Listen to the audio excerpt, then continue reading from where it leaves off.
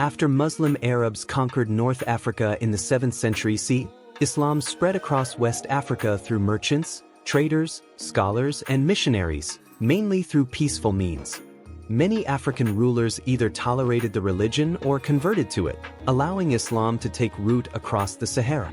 In East Africa, Arab traders brought the religion across the Red Sea, and later waves of settlers established it along the Swahili Coast. Military conflicts did occur. In the 14th century, Islamic forces clashed with Christian kingdoms in Nubia, and in the 18th century, the Muslim Fulani launched a holy war in the Lake Chad region. There was also resistance from those who upheld traditional African beliefs like animism and ancestor worship. Still, for at least 6 centuries, Islam spread gradually and mostly peacefully, following trade routes that connected Africa to the Mediterranean, the Persian Gulf, and the Arabian Sea. However, the religion often blended with local traditions rather than replacing them entirely. Along with Islam came new ideas in governance, law, architecture, and daily life. A note on Islam. Islam's expansion in Africa was more than just the spread of religious ideas. As UNESCO's General History of Africa states, Islam is not only a religion but a comprehensive way of life, shaping all aspects of society: social, political, economic, and cultural. This explains why many African rulers and elites embraced Islam, recognizing the advantages it brought in governance and trade. Geographical spread. Islam spread into North Africa in the late 7th century CE, when the Umayyad Caliphate conquered the region. From there, Islamized Berbers carried it into West Africa via trade routes, reaching Lake Chad. The religion also moved through Egypt and across the Sudan region. A third wave brought Islam to the Horn of Africa and the Swahili Coast from Arabia and the Persian Gulf. As Islam reached the savanna below the Sahara, African rulers adopted it while often maintaining indigenous beliefs and rituals. The religion took hold in cities like Gao, 985 CE, and spread within the Ghana Empire in the late 10th century, moving eastward to the Mali Empire, 1240 to 1645 CE, and the Songhai Empire, circa 1460 to 1591 CE. By the 11th to 13th centuries, the rulers of Kanem and later Hausaland converted, completing Islam's dominance in much of sub-Saharan Africa. In East Africa, Islam competed with Christianity, which had deep roots in Nubia and the Kingdom of Aksum, modern Ethiopia.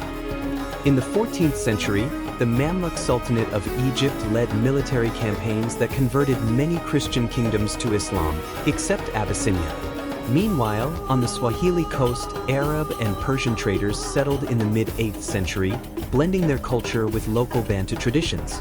By the 12th century, Islam was firmly established there, becoming a core part of Swahili identity. Challenges to Islam's expansion. Islam faced resistance from various groups. The Mossi people, for instance, resisted Islamization and attacked cities like Timbuktu in the 15th century. The arrival of Christian Portuguese traders in the 16th century further slowed Islam's spread, particularly along Africa's coasts. Regions where European trade flourished, such as the Kingdom of Congo, saw conversions to Christianity, challenging Islamic dominance. Reasons for adoption. Beyond faith, African leaders saw political and economic benefits in adopting or tolerating Islam. Trade and Islam were closely linked.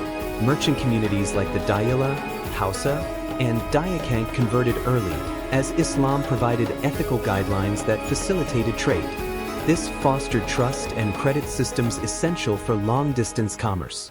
However, some rulers, like those of the Ghana Empire, did not convert but allowed Muslim merchants to settle.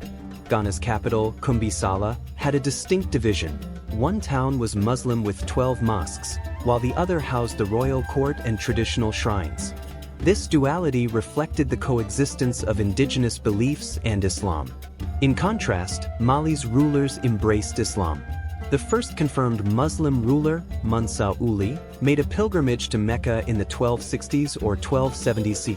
Later, Mansa Musa I, 1312 to 1337, famously traveled to Mecca, bringing back scholars, architects, and books. He commissioned mosques like Timbuktu's Great Mosque and established Quranic schools that gained international renown. Timbuktu became a center of Islamic learning, producing scholars like Sharif Sidi Yahya al-Tadilsi, c. 1464 c. As Islam spread, native African converts studied abroad and became scholars, missionaries, and saints, transforming Islam from a foreign religion into a local African tradition. Muslim clerics played key roles in their communities, offering prayers, administrative guidance, medical advice, dream interpretation, and even making charms and amulets, further integrating Islam into African societies. Another reason rulers adopted Islam was to strengthen their legitimacy. In Kanem, for example, the dynasty's conversion in the late 11th century likely bolstered its authority. Islam also enabled diplomatic ties with North African states and the exchange of scholars and resources, further embedding the religion into African political and cultural life. Even on the Swahili Coast, where Islam took root more successfully than in many other places, local traditions remained strong. Many converts still sought to appease spirits believed to cause illness and misfortune. Ancestor worship persisted. Some cities granted women more rights than strict Sharia law allowed, and, in an unusual departure from Islamic practice, cemeteries contained tombs where valuables were buried alongside the deceased. Cultural impact. Islam reshaped daily life and society, though its influence varied across time and place. Some groups in African communities saw their status decline.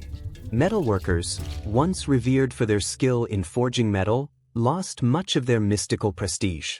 The same fate befell miners of precious metals like gold and iron. On the other hand, aligning with Islam often brought social standing, reflected in rewritten histories and origin myths that introduced founders from the East. However, some oral traditions remained intact, preserving alternative narratives.